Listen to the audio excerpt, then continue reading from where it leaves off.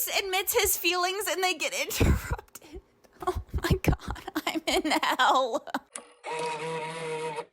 Okay, let's not dilly-dally, let's not play coy. We all know why we're here. We're here to talk about Nancy Drew Season 3.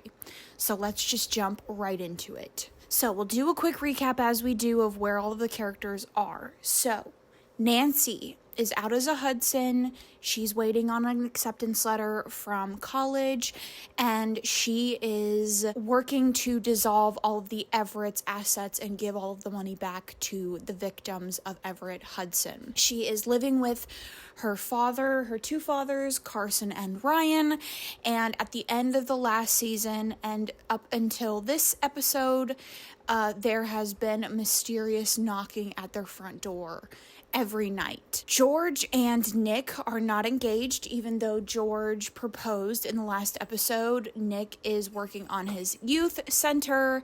Ace is back from his road trip with Amanda, and they are very in love. Bess is stuck on Odette and is having a ton of one-night stands. And if you'll remember in my last video, I said that they really struggled to give Bess some plot lines, and this is a persistent thing in this season as well. I would say it gets a little bit better because she kind of becomes their like resident witch, but this whole Odette storyline does not make a ton of sense to me. Later on in the series, like, calls Odette her soulmate and a ton of other stuff.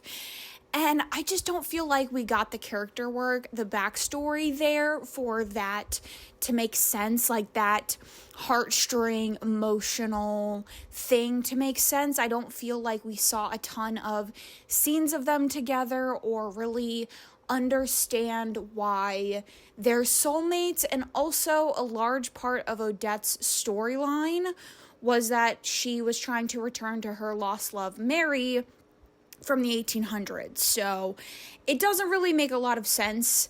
And I feel like it's just to give Bess some like emotional turmoil when she gets into the relationship that she gets into in this season.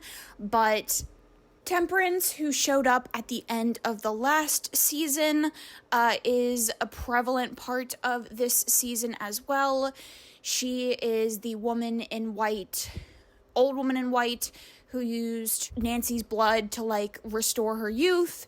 And when she showed up in the town, there was like a huge electrical outage, like everything went dark, and then they've had some like electrical issues ever since then. Lastly, we have Park, who is like the Tamora character. He is an FBI agent, and he's in town investigating a serial killer that he has like been going across the US to find. And then the other characters we'll get to when we get there. We start the season out with like a holiday, Halloween, carnival, pumpkin patch situation. It's a carnival that the Hudsons usually put on. It's on their land, and now that Nancy is a Hudson, she is responsible for putting this carnival on, and she wants to like make a good name for the Hudsons. So they are working at this carnival, they're hanging decorations and stuff, and Nancy goes into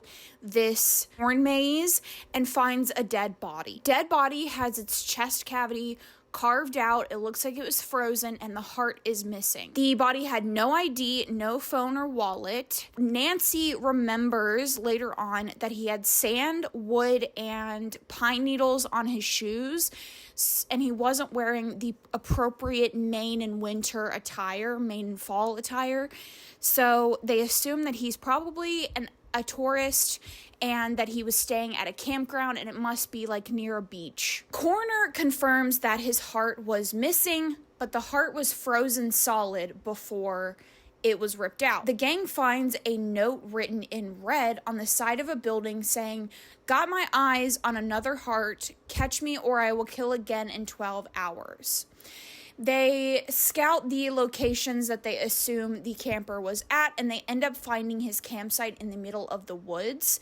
They find an ID identifying him as Matthew, And he ends up having Ryan's missing watch and a ton of articles and info on the currently living Hudsons. In an autopsy photo, Nancy sees that his body has a moth wing on it, matching a rare species of moth that is only found near Icarus Hall, which is where Temperance is staying.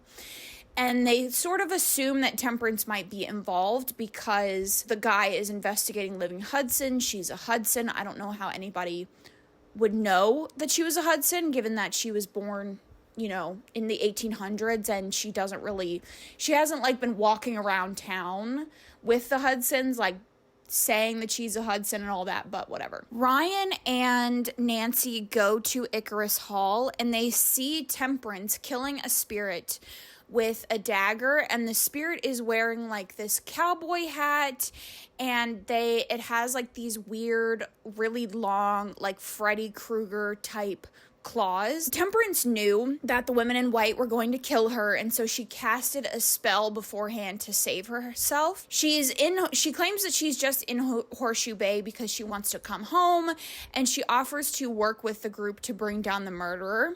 She also draws tarot cards and predicts one of them will be the other's demise, one will betray their true love, one will lose their heart, one will wreak havoc on the town, one will forsake what is dearest to them, and one will fulfill their destiny, causing the rest to fall. Later at the Drew house, they compare the handwriting of the killer to an old grimoire of Temperance's that they have, and it doesn't match.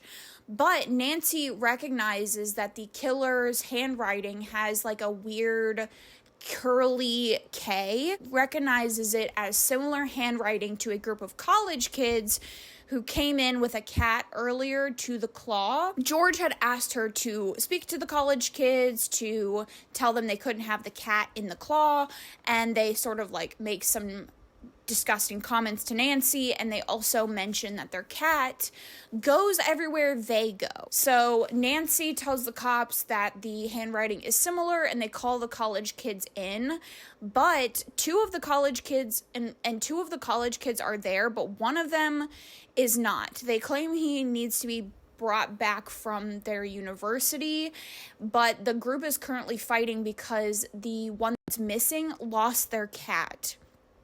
This part, I'm like, is obviously the most glaringly red sign that something is going on with these college kids, and I don't understand how Nancy didn't see this.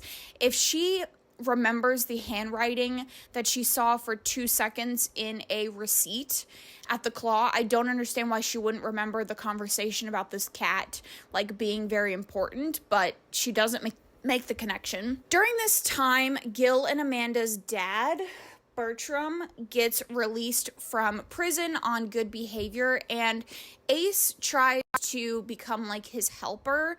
He wants to stay in Amanda's good graces, and he also wants to like be part of Amanda's family. Ace starts doing favors for him. He starts like taking gifts and stuff to people that Bertram claims he wants to like make right, and Bess calls it out and is like, this is probably not good. Like, this seems pretty suspicious. He's probably trying to like mark you and use you as like a runner. And Ace is like, no, it's fine. Like, he's good. It's fine. And then D.A. Rosario tells Carson that there is recent breaking and entering. They seem to be communicating through gift boxes that can be found, gift chocolate boxes that can be found in a local gift store, and they're using labels that seem to have some sort of code on it. And D.A. Rosario wants Carson to contact one of his clients and have that person help. Nick plans a very, very sweet engagement party, engagement proposal for George. While this is happening, Nancy earlier in the episode had found out that she was denied college admission, and so she's feeling a little melancholy, so she goes out of the warehouse where the proposal is happening. Ace goes out there to console her, and while they're out there having a conversation, they see the dead body of the college student on her car and the cat carrier that the cat was in. The town is grilling the police about this, and they obviously won't give her any information, and so they start grilling her, and she's willing to give them a little bit more information, but she doesn't really know.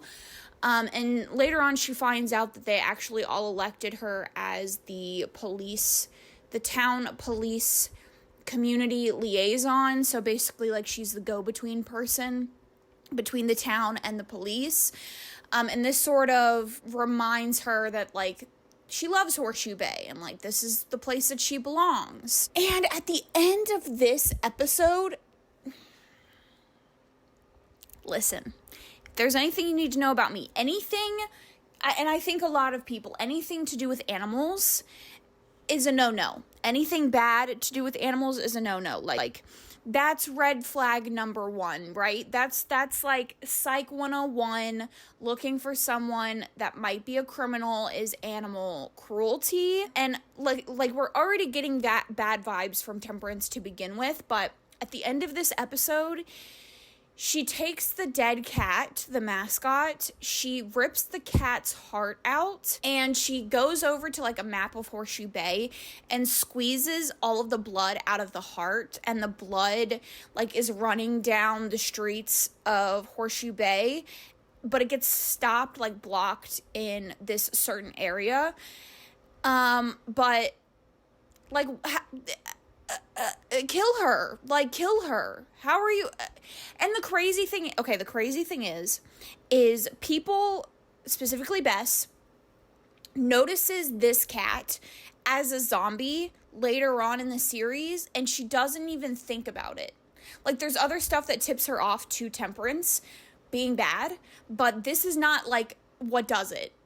If I saw a zombie cat of someone who was killed, I would ask some questions, you know what I mean? Like, I would be a little bit curious what's going on here. The group decides to work with the coroner to figure out if the killer was human or supernatural. The first kill is very clean, and the second one is sloppy and looks burnt, whereas the first one was more more frozen. Ace and Nick use this episode to figure out how the freezing happened, how the killer did it. They decide to go to the local butcher and get pig hearts, take them into the freezer at the Claw, freeze one of them in the freezer, and then the other one use it in dry ice, and study the pattern of the frozenness of the hearts. And they study the pattern and they realize that it couldn't have been dry ice. And they do some Googling and they find out that it was probably argon gas, which is used in welding. Nancy reads the lips of the college students during being questioned at the police station, and they claim that they were being followed days up leading to the murder by a man with 3 fingers missing. And Temperance shows up at the PD. Nancy interviews her, and she claims that she has a way to solve the murder. She has a spell that will combine their memories together to work as a memory aid to figure out what happened, because she claims that she was there or around that area that night. So they go back to Icarus Hall, and when she does the memory spell, it takes them to outside the warehouse, and a white van pulls up, and a man in a cowboy hat gets out of the truck and like circles the truck, and that's all the memory gives them. Sorry, I had to make some coffee. So, where were we? Park. I mentioned before, he has been going all around the U.S. trying to find this Frozen Hearts serial killer. Popped up 5 years ago in Alaska, and same with Oregon and Virginia. And so they track recent purchases of argon gas and cross-reference it with an owner of a van that got a toll booth ticket and find a match with all of those locations. Nancy goes through... This is another instance of them just finding shit that connects the plot. Honestly, when I first, like the first season, I was like, the plot conveniences are insane, and I like rolled my eyes at them, and now I'm just like 3 seasons in, I'm like, yeah, that makes sense. Like, this is fine. It's don't question it, you know? Like, that's your fault for questioning it. Like, silly Ashley. But Nancy goes through her police liaison reports, and she finds someone who's been complaining that their neighbor has been disposing of chemical canisters incorrectly. So Nancy convinces Ryan to take her to the person's house. She gets there and they notice that the fireplace is on. So she breaks into the house, and when she gets in the house, it's like covered in plastic and there's blood everywhere, and there's like handcuffs attached to the coffee table, and she's able to salvage a heart from the fireplace. She's literally just wearing leather gloves, and she like reaches into the fire and grabs it, but whatever. And when she stands up, she realizes that she has stepped on a detonator for a bomb. Just like in the middle of this small town, you know, no big deal, whatever. And so obviously she knows that she can't move or this bomb is going to go off. She is yelling and screaming to Ryan. Ryan calls the cops. Cops show up. Park goes in alone. She's like, if I move, you know, this is going to explode. It's going to blow up the whole house. I'm going to die or whatever. She fucking sneezes and moves her foot. And before the bomb can go off, Superman jumps into her, cradles her, and then uses the coffee table to shield them. I wish I was joking. They have like a whole moment of eye contact where he's like laying on top of her, and then they're talking outside and they have some moments together, whatever. Bertram had shown up earlier at the Claw asking Ace to give him a ride later. He was going to go to a friend's house. They were going to catch up. Waits for Bertram to get done. And when Bertram gets back in the car, his knuckles are covered in blood and they're all cut up. Ace is like, yeah, no, you need to get out of my car. I don't know what this is. I don't know what you're involved in, but you need to get out. And Bertram says, you'll regret this. That is like the Bobbsey's favorite line. Gil used that against Nancy when she broke up with him. The Bobbsey apple doesn't fall far from the Bobbsey tree. You know what I mean? I guess the Bobbseys are going to be out for revenge at some point. So now Bess is on her witchy arc, and she becomes the keeper for the Historical Society because Hannah is on like an extended permanent vacation. Bess finds a journal that was written by one of her ancestors who was part of the Women in White, and it talks about rituals and like a magical device that she used. And Bess recognizes one of the candles from Icarus Hall. So she breaks into Icarus Hall. Temperance finds her and offers to teach Bess witchcraft. Nancy has kind of, up to this point, not really trusted Temperance for a good reason. Like, the whole group really doesn't trust her, but Bess, for some reason, is convinced that she's a good person and they should give her a chance. Whatever. And Temperance tells her that she's destined for greatness. And this is where Bess sees the mascot cat zombie walking around Icarus Hall. So Nancy ends up making a deal with a true crime podcaster named Lacey, that Lacey will give Nancy all of the information that she has on the Ice Hearts killer, if Nancy will break into a local police department facility that's been abandoned and has a cold case file.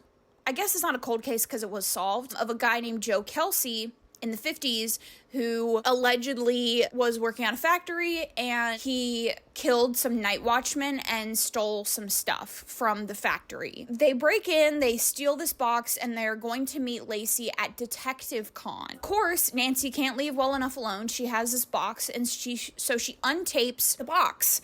And the minute she opens it, Ace's car starts to break down, and they're forced to pull off in this like small part of Maine where the factory is. A ghost pops up, so they rush out of the factory. They rush out of Ace's car and they go into the factory where they are closed off, locked in. They can't get out. And they start to see the reenactment of the night Joe Kelsey committed this murder.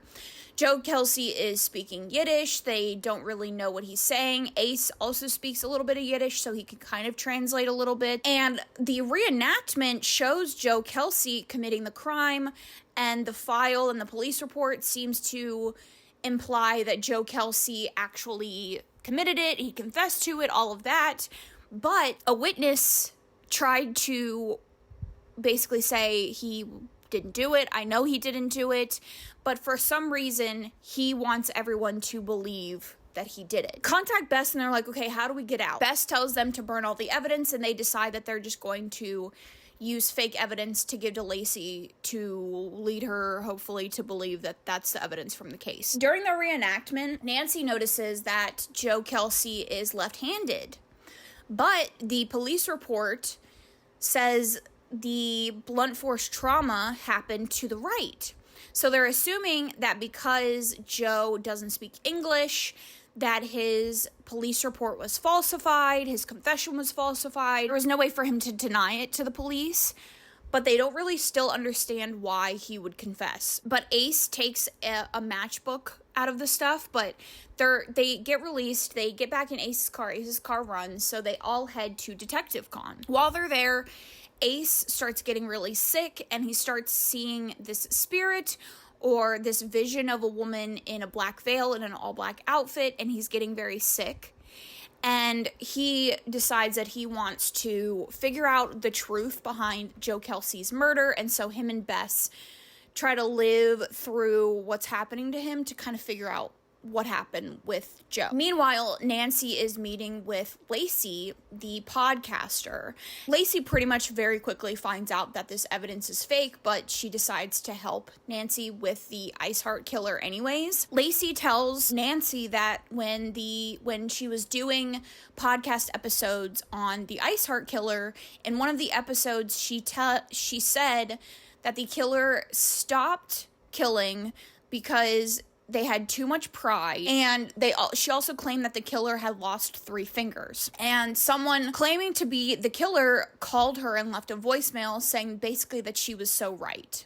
She tracked the metadata from the phone call back to a guy named Trot. I wrote down the wrong name in my notes, so we're just gonna call him Trot. I think his first name is like Roderick or something, but it's not super relevant. Nancy kind of profiles him a little bit and deduces that he probably is at Detective Con because he watches media about himself. He listens to podcasts, and so this whole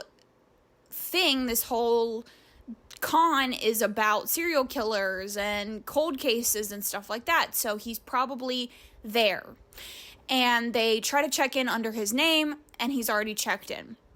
So Nancy and Lacey get up for Lacey's presentation for her panel, and they start talking about the Ice Heart killer, and while they're talking, the rest of the group is looking for someone who is visibly having a reaction to the conversation. They start talking shit. Nancy's like saying some stuff about him, he's a coward, all that, and nobody really seems to react, so she goes off alone, and Trot confronts her while she's alone.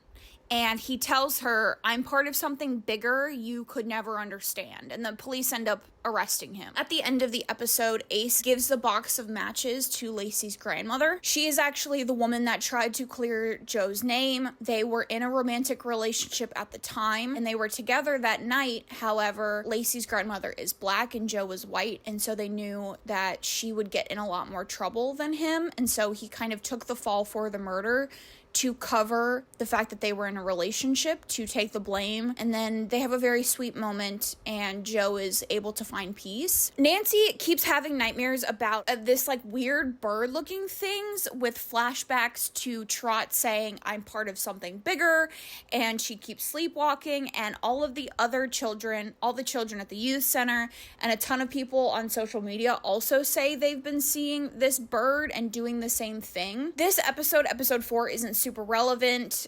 They have like a Sandman ritual. Bess defeats the Sandman by herself. Really the only thing that we find out is Bess wants to recreate the Women in White group. Ryan starts working at the youth center. Let's hope no hot 16-year-old girls start going there. Nancy figures out that Trot wasn't working alone because the MOs are different. DA Rosario says that they found the codes are actually dates and times that they think that drops are happening, and the informant that was Carson's client went missing, and they have video surveillance footage outside of an abandoned cannery, and the informant goes in and never comes out. Carson asks Ace to depixelate the screen grab from the surveillance footage outside the cannery, and it shows Ace and Bertram the night that Ace kicked him out of his car. At the end of that episode, another murder is committed outside of Jake's cafe of Jake, with his heart frozen and ripped out. Now, Jake is the guy that didn't want the youth center to go in because of racism, so one less racist existing. Love that, but it seems like the killer is still out there. So Trot ends up getting released, and Ace offers to figure out the cipher on the chocolate boxes in hopes of getting lesser charges in his part with the Bobsy situation. Okay, now here's the thing. We all know Ace, our lovable himbo, our little golden retriever, our Horseshoe Bay resident techno boy toy.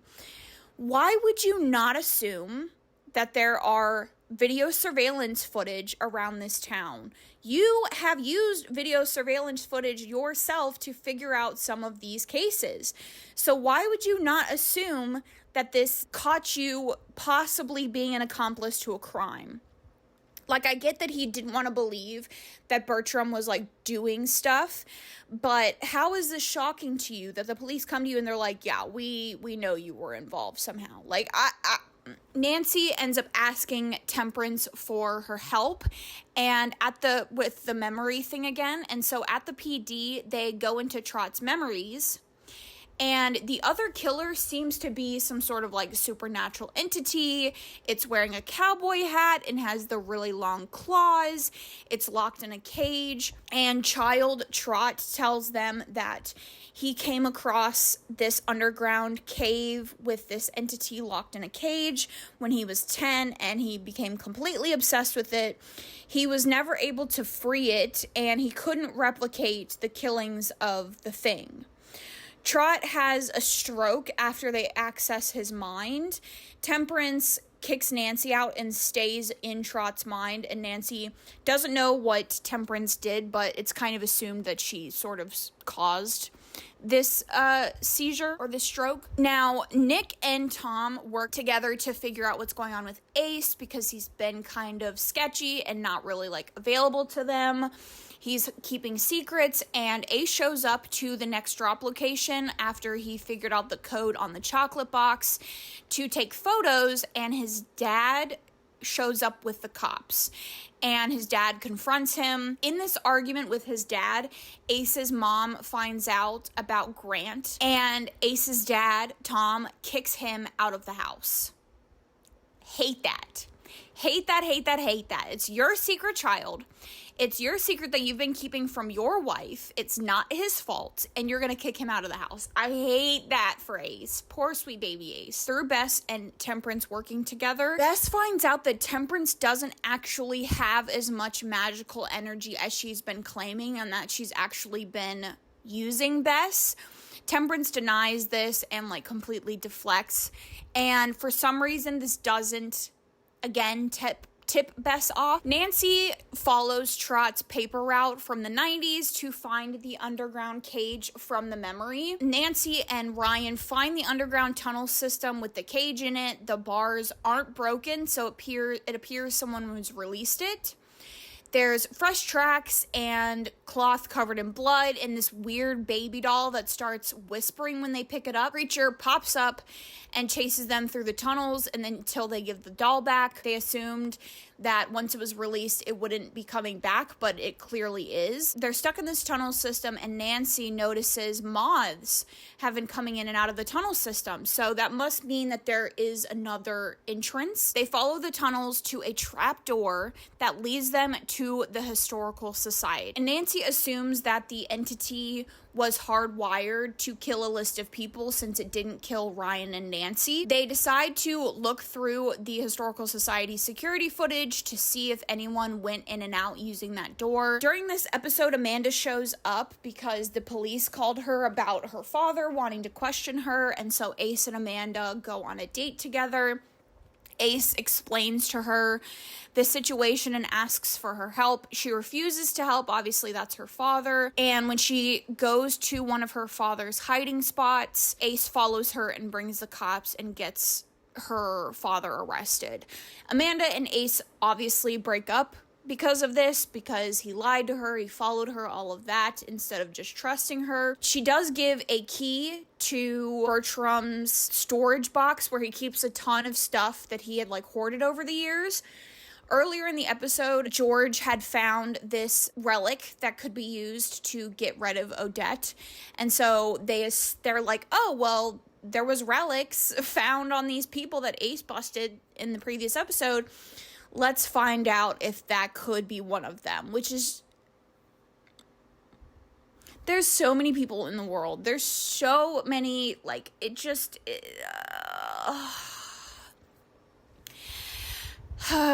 Okay.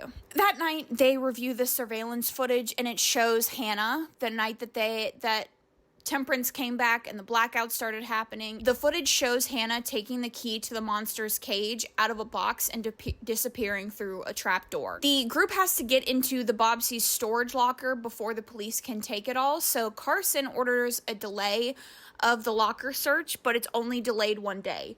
So Carson and Ryan are the ones that have to get in to take the relic. They do end up finding the soul splitter. The soul splitter takes George and Odette's soul out of George's body. It's very unclear how you would know that it's George's soul that you're putting back in the body. I feel like if you get the wrong soul, yikes, you know what I mean? But the ritual ends up failing. So they look at the initials on the soul splitter, and the initials match the initials on the lock from the cage. So Nancy goes back to the cage to try to find more information, and she very conveniently finds notes on the splitter. The splitter was made to split one soul into multiple souls, so in order to bring George's soul back, they would have to destroy the crystal containing Odette's soul. This makes Bess very emotional. Again, remember, this is like her soulmate, whatever. So she says her goodbyes and has kind of a mini meltdown about it. They eventually get George's soul back into her body. Trot ends up dying. And it's being investigated for foul play. Bess finds records of the entity cowboy hat wearing Freddy Krueger from the Civil War, and it's called the Copperhead. And she wants to use a supernatural trap to trap the Copperhead. They set the trap in the forest to catch the Copperhead. Park shows up to question Temperance, and it traps this monster lightning thingy. It ends up hurting, slicing Temperance.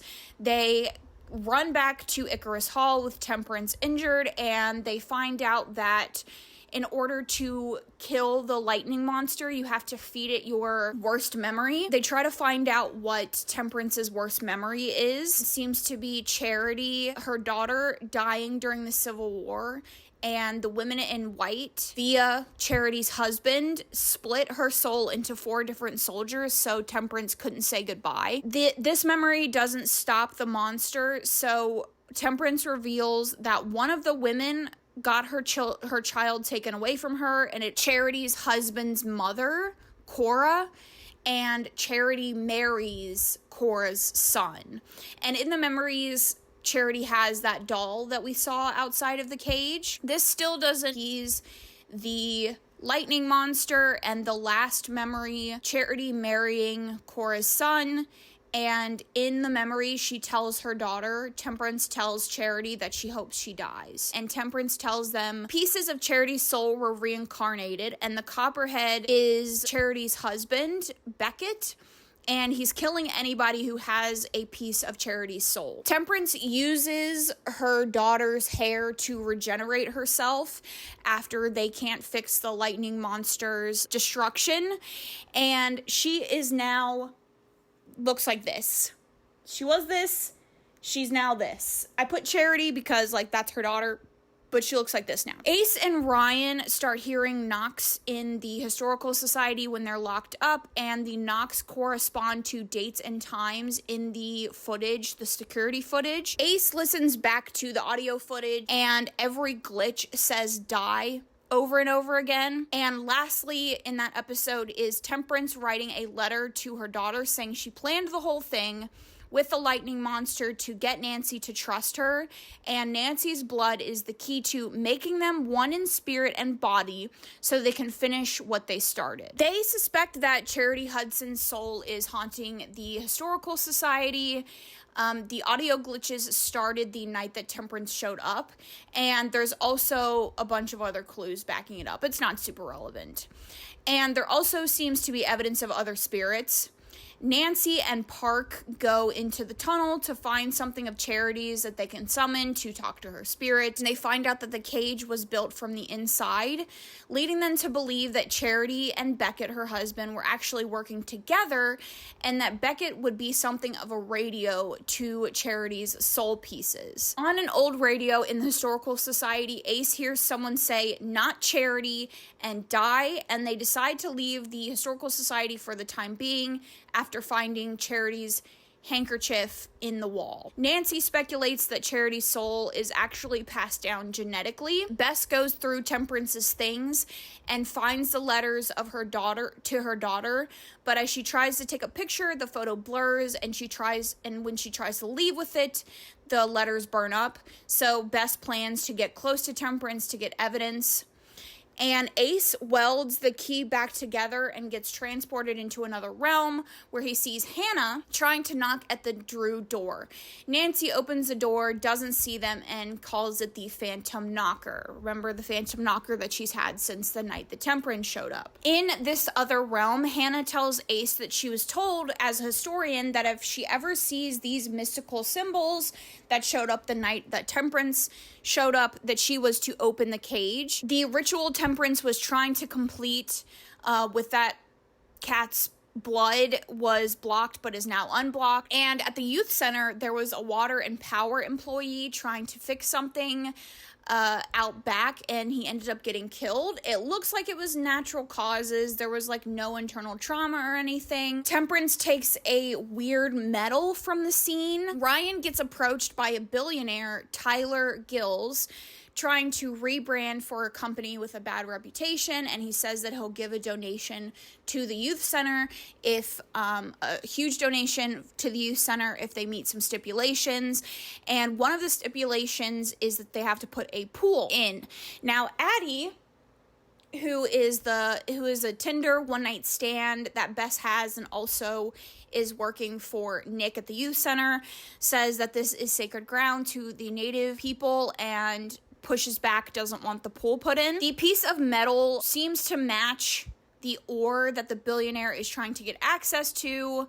They dig more into the dead water and power employee, and he actually is employed by a private firm that presumably Gills hired. Bess wants to give Temperance a truth potion that activates by lighting a candle to ask her about her intentions during a ball that's like a tradition in this town. Everybody has a candle, and Temperance pretty quickly figures out that there's a truth potion in the candle, and so she gives it to everybody, so everybody is telling the truth. Addie reveals that her people believe that the metal that was found in the ground can actually heal wounds. George and Nick end up breaking up. Nancy and Park admit their feelings for each other and hook up in the coat closet. I like this pairing, but not as much. I do wish that it had been a little bit earlier in the season. There's some other pairings of Nancy's that I don't like, particularly Gil, that I wish like this had been a little bit earlier so that we could have seen it instead of it being like fodder for Nancy and Ace like being separated. Bess admits finding the letters, and Temperance admits that she wants to connect Charity's soul so that they can be reunited.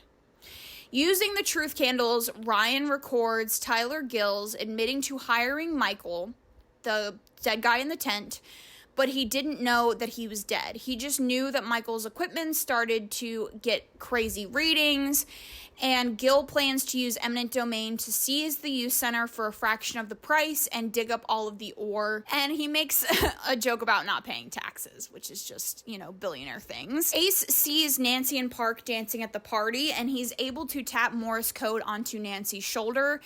Temperance offers to help, and during the ritual, Temperance cuts all three of them, Bess, Temperance, and Nancy, and they all hold hands, connecting them by blood. We already know that she's obsessed with Nancy's blood, so, this doesn't seem good, but do what you do. So, during the ritual, Ace didn't think... Okay. During the ritual, Ace didn't think that it would work, so he wanted to spend his last moments looking at Nancy.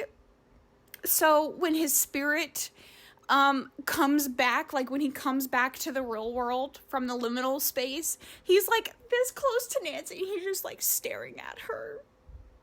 I love them so much. Hannah quits the historical society. Park asks Nancy on a date, and Ace ends up seeing them kissing. Nick catches Temperance carving something into the earth, and she says that there's an artifact buried in the ground that contains a seal between this world and the darkness underneath. She plans to unite her daughter's soul, break the seal, and have her take her rightful place. Temperance tells Nick she put a hex on every child at the youth center, and if he doesn't give her access to the land, she'll kill all of them. Nancy speaks to the cafe employees that worked for Jake, and they say that he was very fidgety, and he kept the temperature really low, and he kept quoting scripture and having these horrible dreams. And he also seemed to have an obsession with the Hudsons, and the employee gives her a diagram that he kept drawing on everything. Ace refuses to tell Nancy that he has feelings for her because he doesn't think that he has anything to give her. Nick ends up having jury duty, and he finds a Gettysburg map similar to the diagram that was shown on all of the papers at the cafe. He believes that one of the next victims is actually in jury duty with him. Nancy and Ryan find an old chest of Charity's in a Hudson storage unit that contains a letter from Charity to Cora. It says she found out about her mother's terrible revenge plan, and that's why Charity split her soul and the woman in white exiled Temperance.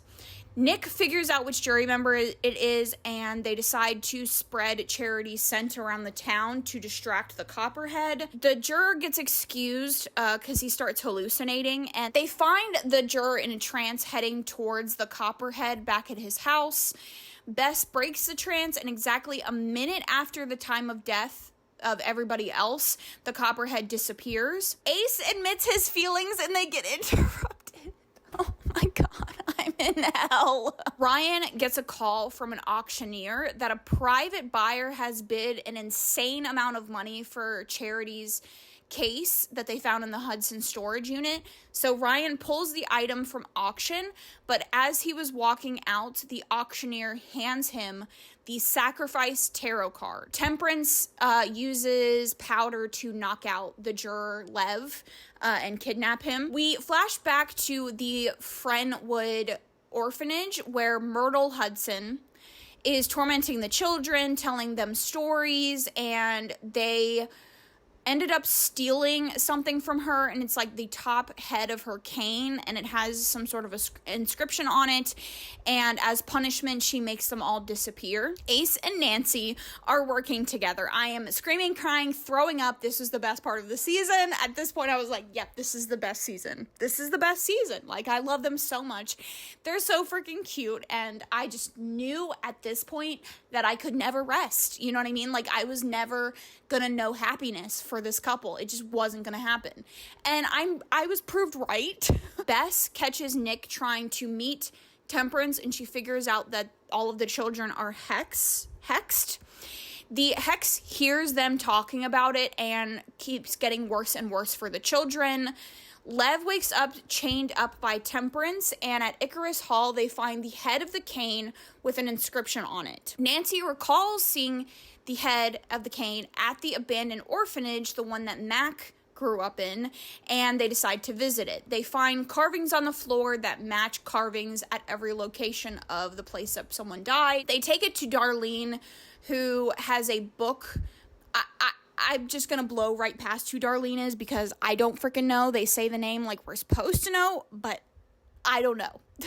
But she seems to recognize the inscription on the cane, and she leaves them to go find a book that she has. Temperance kills Darlene and takes the cane. Nancy recognizes the knife as Temperance's and assumes the blood ritual they did with the hand cutting allows her to track Nancy.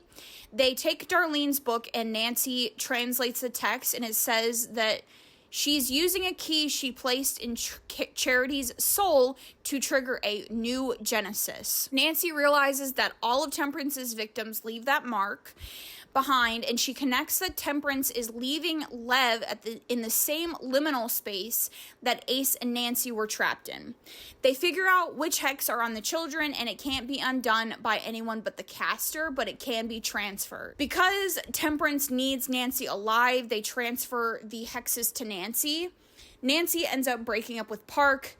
Ace and Park go on a location scouting mission together. It's very sweet. I love this because, one, it just proves that Park is a good guy. It proves that Ace is such a sweetheart, and there's like no toxicity between the two of them, even though they like/love the same woman. It's lovely. Temperance gives Lev a powder that acts as a tracking device. So when the Copperhead shows up, she's able to track him, and the Copperhead takes Lev's heart and puts it in his own chest. After Lev dies, the symptoms trigger in the next person who is part of the Charity soul chain of ancestors, whatever.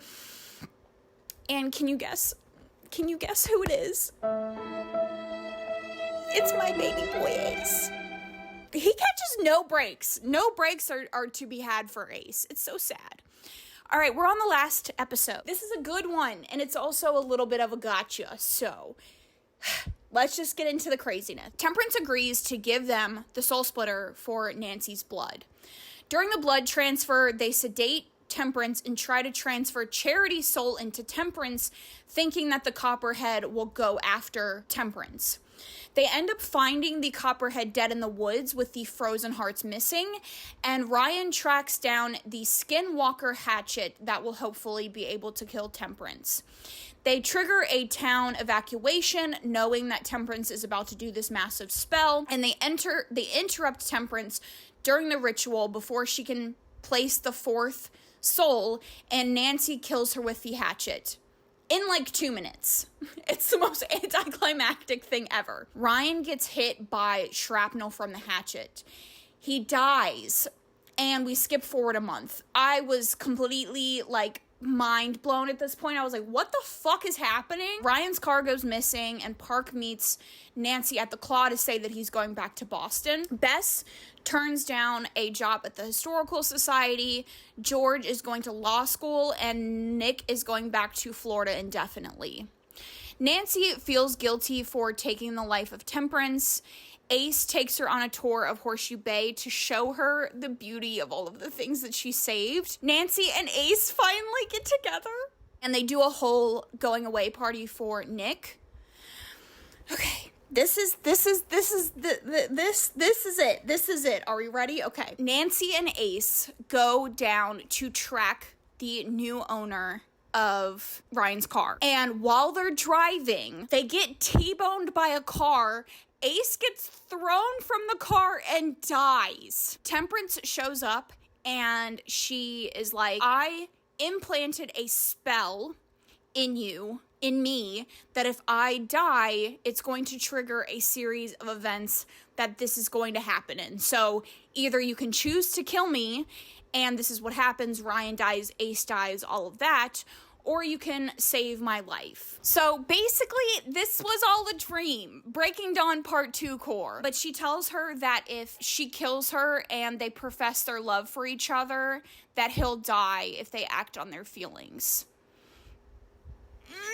So back in the present, Nancy allows Temperance to bring down the Vale. There's a massive tsunami that hits and floods the city. Nancy ends up killing Temperance anyways. I don't get it. And it triggers the curse against Ace. Nancy takes the shrapnel out of Ryan's neck and no one ends up dead. We have another 1 month time skip. Temperance left Icarus Hall to Nancy.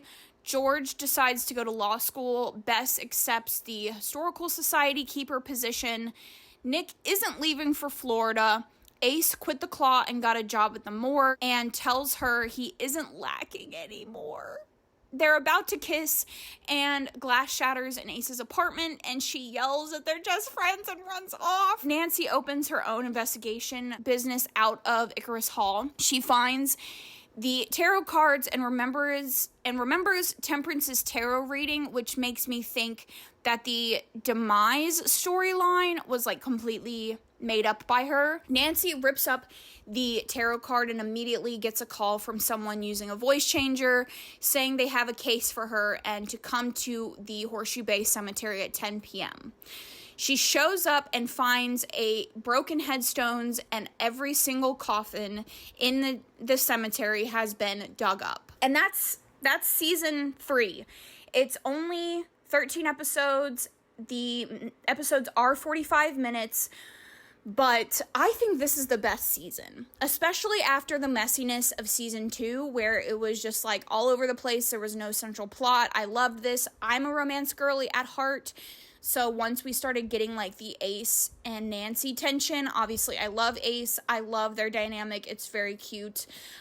So I think this is the best season. By this point, I feel like if you're watching season 3, you've accepted all of the plot holes and all of the bullshit of this show. And so by season 3, you're like really able to just accept the show as it is and love it for what it is. I have yet to watch season 4. It'll be coming next month, but I really hope you guys enjoyed this one. If you've stuck around this long, I would love to talk down below about the show. Other than that, don't forget to subscribe if you like more videos like this. We have a ton in the works. I have one for every month planned until like June of next year. So we have tons coming up and I would love for you to join the community. So all of my social medias are linked down below. Thanks so much for watching and I'll catch you guys in my next one.